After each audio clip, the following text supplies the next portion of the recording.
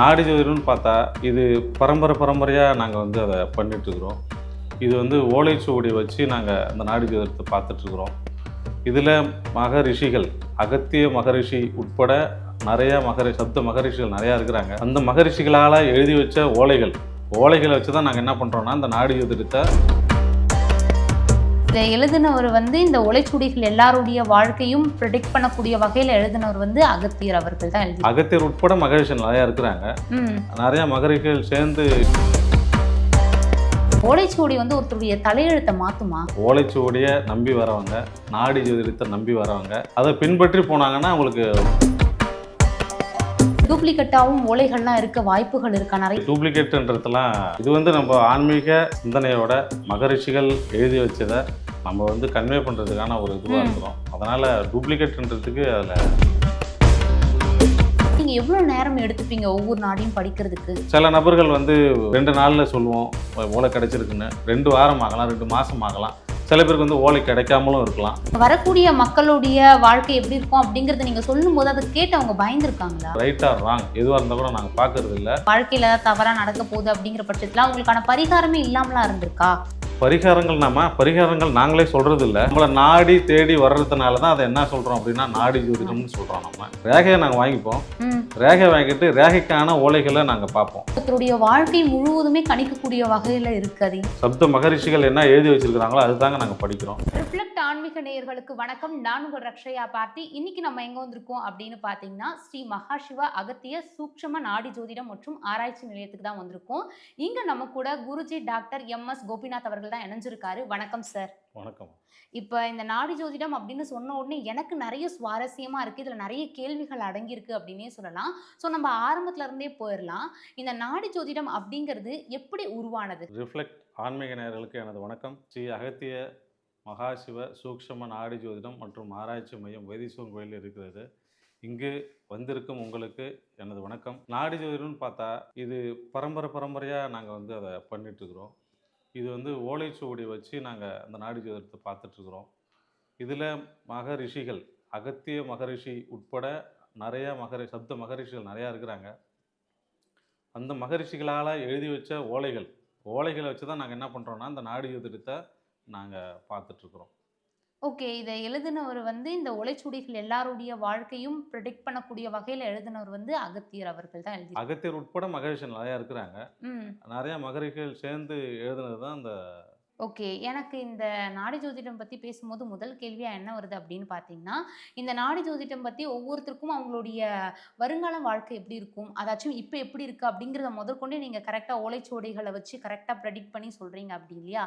அப்படி பண்ணும்பொழுது இந்த ஓலைச்சுவடி ஒருத்தருடைய தலையெழுத்தை மாற்றுமா? நாங்கள் என்னென்னா பேசிக்காக நாங்கள் ஒரு வழிகாட்டி. ஓலைச்சுவடியை நம்பி வரவங்க, நாடி ஜோதிடத்தை நம்பி வரவங்க, நாங்கள் என்ன பண்ணுறாங்கன்னா அவங்களை வழிகாட்டுவோம். இந்த வழியில் போங்க, இந்த வழியில் போனால் உங்களுக்கு நல்லா இருக்கும்னு சொல்லிட்டு நாங்கள் வழிகாட்டுறது எங்களோட வேலை. அதை பின்பற்றி போனாங்கன்னா அவங்களுக்கு மகரிஷி ஆசீர்வாதத்தால் நல்லாவே இருப்பாங்க. இப்போ நாடி ஜோதிடத்தில் ஒருத்தருக்கு நீங்கள் பார்க்கும் பொழுது அவங்களுக்கு நடக்கக்கூடியாத ஒரு காரியம் நடக்குது அப்படிங்கிற பட்சத்தில் நீங்கள் அதுக்கான பரிகாரம்லாம் சொல்லிடுவீங்களா? என்னென்ன மாதிரியான நடக்கணும் அப்படிங்கிறத நீங்கள் சொல்கிறது ரைட்டுமா? இப்போ உதாரணமாக ஒரு தம்பி வராரு, அவர் படிச்சுட்ருக்கிறாரு. படிச்சுட்டு இருக்கும்போது இதுக்கப்புறம் மேலே நான் என்ன படிப்பேன், எப்படி இருப்பேன்னு சொல்லிட்டு கேட்குறாரு. கேட்கும்பொழுது நாங்கள் என்ன சொல்கிறோம், நீங்கள் ஆட்சியராக வர்றதுக்கு உங்களுக்கு வாய்ப்பு இருக்குதுன்னு சொல்கிறோம். அப்போ அந்த ஆட்சியராக வர்றதுக்கு வாய்ப்பு இருக்குன்னா நம்ம சொல்கிறத மட்டும் வச்சு அவங்க பண்ணிட முடியாது. அவங்க அதை ஃபாலோ பண்ணணும். நான் ஆட்சியராக ஆகிடுவேன்றத வச்சு அவங்க அதற்கான முயற்சிகள், நம்ம சில மகரிஷி சொல்லியிருக்க சில வழிபாடுகள் தான் இருக்குது, ஆலய வழிபாடுகள்லாம் இருக்குது. அந்த சில பரிகாரங்கள்லாம் செஞ்சுட்டு அவங்க நம்ம சொன்னதெல்லாம் ஃபாலோ பண்ணி அவங்களோட நாட்டத்தை அதில் முடிவாக செலுத்தி போனாங்கன்னா கண்டிப்பாக அவங்களோட சக்ஸஸ் நிச்சயம். இப்போ நாடி ஜோதிடம் ஒருத்தருக்கு வராங்க உங்ககிட்ட அப்படிங்கிற பட்சத்தில் நீங்கள் எவ்வளோ நேரம் எடுத்துப்பீங்க ஒவ்வொரு நாடியும் படிக்கிறதுக்கு? இப்போ நாடி ஜோதிடம்ன்றது என்னென்னா ரேகையை தான் நாங்கள் சாட்சியை வச்சு எடுத்துக்கிறோம். அதில் மேலுக்கு ரைட் ஹேண்டும், ஃபீமேலுக்கு லெஃப்ட் ஹேண்டும் பம்பு ப்ரஷன் தான் மெயின் விட்னஸ்ஸு. அந்த விட்னஸை வச்சுக்கிட்டு தான் நாங்கள் ரேகை தேடுவோம். ரேகைக்கான ஓலைகள் கிடைக்காமலும் போகலாம். சில நபர்கள் 2 நாளில் சொல்லுவோம் ஓலை கிடைச்சிருக்குன்னு, 2 வாரம் ஆகலாம், 2 மாதம் ஆகலாம். சில பேருக்கு ஓலை கிடைக்காமலும் இருக்கலாம். அந்த ஓலை வந்து அவங்களுக்கு எப்போ நல்ல நேரம் வருதோ, நல்ல அந்த காலகட்டம் எப்போ வருதோ, அப்போ நம்மள தேடி வருவாங்க. அப்போ நம்மள நாடி தேடி வர்றதுனால தான் அத என்ன சொல்றோம் அப்படின்னா, நாடி நாடி ஜோதிடம்னு சொல்றோம் நம்ம. ஓகே. அந்த நாடி ஜோதிடம் வந்து பார்க்கும்போது, அந்த ரேகைய சாட்சியா எடுத்துக்கிட்டு ஒரு ஒரு ரேகைக்கும் 5 முதல் 6 கட்டுகள் ஓலைச்சுவடிகள் இருக்கும். அதில வந்து நமக்கு கட்டுலயே கூட கிடைக்கலாம். இல்ல 2வது கட்டுல கிடைக்கலாம். ஓகே. அது மாரி ஒரு ஒரு ஓலையா படிச்சுட்டு போவோம். இதில வந்து என்னன்னா, அவங்களோட ஒத்துழைப்பு வந்து ரொம்ப முக்கியமா இருக்கும். ம். வர்றவங்களோட ஒத்துழைப்பு ரொம்ப முக்கியம். ஆனா, இப்போ நம்ம சொல்றது, அவங்க சொல்றது மெர்ஜ் ஆகணும். நம்ம ஓலைய தேடணும். அவங்க ஓலை எதுன்னு சொல்லிட்டு நம்ம தேடி, அதுக்கப்புறம் அது அவங்களோட அந்த விளக்கங்கள நம்ப குடுக்கணும். அதுக்கான அவங்களோட ஒத்துழைப்பு, நம்மளோட ஒத்துழைப்பு எல்லாத்தையும் ஒண்ணும் இல்ல. இப்போ கேள்வி கேட்குறோம். எஸ் ஆர் நோ தான். ஓகே. உங்க பேரு இதில ஆரம்பிக்குதா? எஸ்ல ஆரம்பிக்குதா? சால ஆரம்பிக்குதா? ஆமா. எஸ். அது மட்டும் சொன்னா போதும். நம்ம இந்த இந்த மாரி ஒத்துழைப்புகள் நமக்கு தேவைப்படுது. அந்த ஒத்துழைப்புகள் நமக்கு குடுத்தாங்கன்னா, நம்ம அவங்களுக்கு என்னவோ அத சொல்லிடலாம். அவங்க மேட்ச் இல்ல, இது லீஃப் வந்து மேட்ச் ஆயிடுச்சுன்னா, அவங்களோட பலன்கள் சொல்லிடலாம். இப்ப இந்த தம்பு இம்ப்ரஷன்ல இருந்தா ஸ்டார்ட் பண்ணுவீங்க அப்படிங்கிற மாரி சொல்லியிருந்தீங்க. இதோடைய ப்ராசஸ் என்ன? எப்படி இத ஸ்டார்ட் பண்ணுவீங்க? இது மேட்ச் ஆகுற ப்ராசஸ் எப்படி? மேட்ச் அதாம்மா, அப்போ ரேகைய நாங்க வாங்கிப்போம். ம். ரேகை வாங்கிட்டு ரேகைக்கான ஓலைகள நாங்க பார்ப்போம். ம். ரேகைக்கான கட்டுகள் இருக்கும். ம். அந்த ஓலைச்சுவடி கட்டுகள பார்த்து, அந்த ரேகைக்கு மெர்ஜ் ஆகுற மாரி இருக்கிற ஓலைகள் எடுத்து நாங்க படிப்போம் அவங்களுக்கு. ஃபர்ஸ்ட்டு ரேகை குடுத்தோம்னா, அப்புறம் நம்ம வந்து அவங்கள கூப்பிட்டு படிக்க ஆரம்பிச்சுருவோம். அது வந்து நம்ம போத் ஆன்லைன், ஆஃப்லைன் 2மே பண்றோம். வர முடியாதவங்களுக்கு நம்ம ஆன்லைன்ல பண்றோம். வரக்கூடியவங்களுக்கு நம்ம நேராவே, இப்போ நீங்க வந்து பார்த்துருப்பீங்க. ஆ. நம்ம நிறுவனத்தில இப்போ நீங்க வந்தப்போ நெறையா படிச்சுட்டு இருந்தாங்க. அது மாரி லைவா வருவாங்க. வரவங்களுக்கு படிப்போம். இல்ல அப்படி முடியல அப்படின்னா, ஆஃப்லைன். டைம் ஷெட்யூல் நமக்கு குடுப்பாங்க. டைம் ஓ! ஷெட்யூல் குடுக்கும்போது, நம்மளோட டைம் ஷெட்யூலும், அவங்க டைம் ஷெட்யூலும் ஒத்து வந்த பிறகு நம்ம ஃபிக்ஸ் பண்றோம் அப்பாயின்ட்மென்ட். ஓகே. இது ஏன் மேலுக்கு தனியா, ஃபீமேலுக்கு தனியா? அதாச்சும் லெஃப்ட் ஹேண்ட், ரைட் ஹேண்ட் எதுக்காக அந்த மாதிரி? இல்லம்மா, அது நம்ம வந்து என்னன்னா, ஆண்களுக்கு இப்போ ரைட்டும், பெண்களுக்கும் லெஃப்ட்டும் ஃபிக்ஸ் பண்ணியிருக்கிறோம். அந்த ரேகைய வச்சு தான் நம்ம வந்து அவங்கள கண்டுபிடிக்க போறோம். கண்டுபிடிச்சு தான் நம்ம அவங்களுக்கான பலன்கள், ஓலைய தேடி நம்ம சொல்லப் போறோம். ஓகே. இங்க வந்து நெறைய பேர் வந்திருப்பாங்க. நீங்க வந்து நான் இப்ப வரும்போதும் நான் பார்த்தேன் இத்தன பேர் வராங்க தொடர்ந்து. நீங்க இத்தன பேருக்கு வந்து நாடி ஜோதிடம் வந்து கரெக்ட்டா சொல்லிட்டுவும் இருக்கீங்க இல்லையா? அப்படி வரக்கூடியவங்கள்ல அவங்களுடைய நாடி ஜோதிடம் பார்த்து நீங்களே வந்து வியந்து பார்த்ததுண்டா? இவங்களுடைய நாடி இந்த இந்த அமைப்புல இருக்கு அப்படிங்கிறது நீங்க வியந்ததுண்டா? அது என்ன? அத பத்தி கொஞ்சம் எங்ககிட்ட தாய், தந்தை, மகன் வராங்க. அவங்களுக்கு எல்லாரும் படிக்கிறோம். படிக்கும்போது என்ன அப்படின்னா, அந்த பையனுக்கான பையனுக்கு படிக்கிறோம். பையனுக்கு படிக்கும்போது அவங்க அப்பா, அம்மாலாம் கூட தான் இருக்கிறாங்க. அது படிச்சுட்டே இருக்கும்போது தான் தெரிஞ்சது, இப்போ இது வந்து உங்களுடைய மகன் இல்லன்னு வருது ஓலையில. ஓகே. நீங்க பார்க்குறது வந்து உங்களோட மகனா இல்ல, இல்லன்னு மகரிஷி சொல்றாங்கன்னு வருது. அது என்னான்னு விசாரிச்சு பார்க்கும்போது, அவங்களும் வந்து இல்ல என் மகன் தான் சொல்றாங்க. உங்ககிட்ட என் மகன். சொல்றச்ச ஆமா, அவங்க என் மகன் தான் சொல்றாங்க. திரும்ப இல்ல, மகன் இல்லன்னு வருதுன்னு சொல்லிட்டு சொல்றோம். அப்புறமா என்ன பண்றாங்க, அந்த பையன வந்து வெளியில கொஞ்சம் அப்படியே டீ பிரேக் மாரி அனுப்பிட்டு, அப்புறமா இல்ல இது என்னோட வளர்ப்பு மகன். அவர் முன்னாடி வந்து என்னால சொல்ல முடியாது. வளர்ப்பு மகனா இருக்கிறாரு. நாங்க வந்து அடாப்ட் பண்ணி தான் வளர்க்குறோம்ன்னு சொல்லிட்டு அவங்க சொல்றாங்க. இப்ப இதுமா, இப்போ இன்னொன்னு பார்த்தா ஆன்லைன்ல இப்போ ரீசென்ட்டா வந்து நாங்க ஹங்கேரிக்கு படிச்சோம். ஓகே. ஹங்கேரிக்கு படிக்கும்போது என்ன ஆச்சுன்னா, நாங்க படிச்சுட்டே இருக்கிறோம். படிச்சுட்டு இருக்கும்போது அவங்க என்ன பண்றாங்கன்னா, ஒரு அழுவ சத்தம் மாரி வந்துட்டு இருக்குது.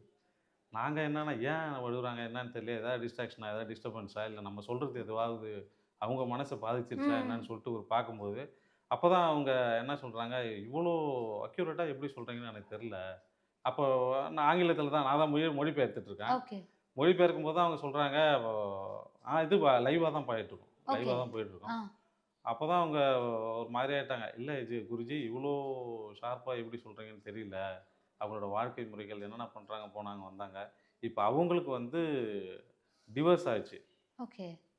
ரீசென்ட்டா உங்களோட திருமண அந்த உறவுல முறிவு ஏற்பட்டிருக்குன்னு சொல்றோம்." அப்ப முறிவு ஏற்பட்டதுலேருந்து தான் அவங்க அழுவ ஆரம்பிச்சுட்டாங்க. இந்த அளவுக்கு கரெக்ட்டா ஆமா. சொல்றப்ப. இந்த முறிவு எப்படி எப்படி சொல்றீங்க போறீங்கன்னு அப்புறமா லாஸ்ட்டா அந்த முடிக்கும்போது வந்து கொஞ்சம் ரொம்ப நல்லா இதுவா பார்த்தாங்க. ஓகே. இது எப்படி இந்த நாடி ஜோதிடத்துல ஒருத்தருடைய வாழ்க்கை முழுவதுமே கணிக்கக்கூடிய வகையில இருக்கு. அது ஏன் எப்படி? அந்த அவங்களுக்கான ரேகைய பார்க்கும்போது, அந்த இப்போ கிட்டத்தட்ட பல வகையான ரேகைகள் இருக்கு. ஆனா, ஒருத்தவங்க ரேகை இன்னொருத்தவங்களுக்கு பொருந்தாது. ம். அந்த ரேகைய வச்சு நம்ம பார்க்கும்போது தான் அந்த மாரி ஓலையிலேருந்து படிக்க மகரிஷி சப்த மகரிஷிகள் என்ன எழுதி வச்சிருக்கிறாங்களோ அதுதாங்க நாங்கள் படிக்கிறோம். படித்து கன்வே பண்ணுறோம், அவ்வளோதான். We are the convey. இருக்கிற மெசேஜை நாங்கள் என்ன பண்ணுறோன்னா உங்களுக்கு படித்து சொல்கிறோம். இப்போ இந்த நாடி ஜோதிடம் அப்படிங்கிறது வந்து டூப்ளிகேட்டாவும் ஓலைகள்லாம் இருக்க வாய்ப்புகள் இருக்கா? நெறைய மக்கள்லாம் போய் ஏமாறதுக்கான சான்சஸும் இருக்கா இந்த நாடி ஜோதிடத்த அது பொறுத்தவரைக்கும்? மாதிரிலாம் இல்லைம்மா. அவர் காப்பிரைட் பண்ணியிருக்கிறாங்க. ம். அந்த மாதிரி டூப்ளிகேட்டுன்றதெல்லாம் அப்படிலாம் இல்லைம்மா. இது வந்து நம்ம ஆன்மீக சிந்தனையோட மகரிஷிகள் எழுதி வச்சதை நம்ம வந்து கன்வே பண்ணுறதுக்கான ஒரு இதுவாக ம். இருக்கிறோம். அதனால் டூப்ளிகேட்ன்றதுக்கு அதில் ஒன்றும் சான்சஸ்லாம் இல்லைம்மா. ஓகே. இப்போ நெறைய பேருக்கு வந்து நீங்க முன்னாடியே சொன்னீங்க. அவங்களுக்கான நாடி ஜோதிடம் அப்படிங்கிறது நீங்க ஓலைச்சுவடிகள் அப்படிங்கிறது வந்து கிடைக்காம போகலாம். அதுக்கான சான்சஸும் இருக்கு அப்படின்ட்டு. ஸோ அந்த மாதிரியான நபர்கள நீங்க சந்திச்சிருக்கீங்களா? ரேரா இருக்கக்கூடிய ஆட்கள் அதாச்சும் அதாச்சும் ரொம்ப தேடி கடைசியா கிடைச்ச ஆட்களும் இருக்கா? இருக்காங்கம்மா. அது வந்து என்னென்னா, இப்போ ஓலைச்சுவடிகள் வந்து வைத்தீஸ்வரன் கோயில் இந்த இடம் தான் வந்து முதன்மையான இடம். ம். இப்போ நெறைய இடத்துல பார்த்துட்ருக்காங்க. ம். இங்கே இருக்கிற ஓலைச்சுவடி இன்னொரு இடத்துக்கு போகலாம். ஓகே. அங்கே இருக்கிற ஓலைச்சுவடி இங்கே வரலாம். இப்போ நம்ம தேடும்போது வந்து இப்போ உடனே கிடைக்கிறதுக்கு என்னன்னா, அவங்களோட அந்த நேரங்கள், நல்ல நேரங்கள் அவங்களுக்கு கூடி வந்து வராங்கன்னா, இப்போ நான் ஏற்கனவே சொல்லியிருப்பேன், நாடி வந்தாங்கன்னா அது வந்து நாடி ஜோதிடம். நம்மள தேடி வர்றவங்க வந்துட்டாங்கன்னா, அவங்களுக்கு வந்து நல்ல நேரம் வந்துருச்சுன்னு அர்த்தம். இப்போ அது மாரி தான் அவங்க வர்றப்போ, அதான் இப்போ உடனேவும் கிடைக்கலாம், இல்ல லேட்டாவும் ஆகும், இல்ல இல்லாமலும் போகலாம். கோடிக்கணக்கான மக்கள் பிறந்திருக்கிறாங்க. அனைவருக்கும் ஓலைகள் இருக்குமா என்னான்னா, இல்ல. அழிஞ்சு போச்சு நெறையா. இப்ப அதுல அவங்களுக்கான நல்ல நேரம் வந்து வருவாங்கன்னா, அவங்களுக்கு இருக்குது. பார்த்து படி சொல்றோம். இப்ப நீங்க இங்க வரக்கூடிய மக்களுடைய வாழ்க்கை எப்படி இருக்கும் அப்படிங்கிறத நீங்க சொல்லும்போது, அத கேட்டு அவங்க பயந்துருக்காங்களா? அந்த மாதிரியான சம்பவங்கள்லாம் நடந்திருக்கா இங்க? இல்லம்மா, நீங்க சொல்றது சரி. ஆனா நாங்க வந்து என்ன பண்றோம்னா, ஓலையில என்ன இருக்கோ அது வந்து ரைட் ஆர் ராங் எதுவா இருந்தா கூட நாங்க பார்க்கறது இல்ல. ம். அத வந்து ராங் அப்டின்னா, அது எடுத்த உடனே நாங்க வந்து அந்த பகிரங்கமா திடீர்னு பயமுறுத்துற அளவுக்கு நாங்க சொல்ல மாட்டோம்.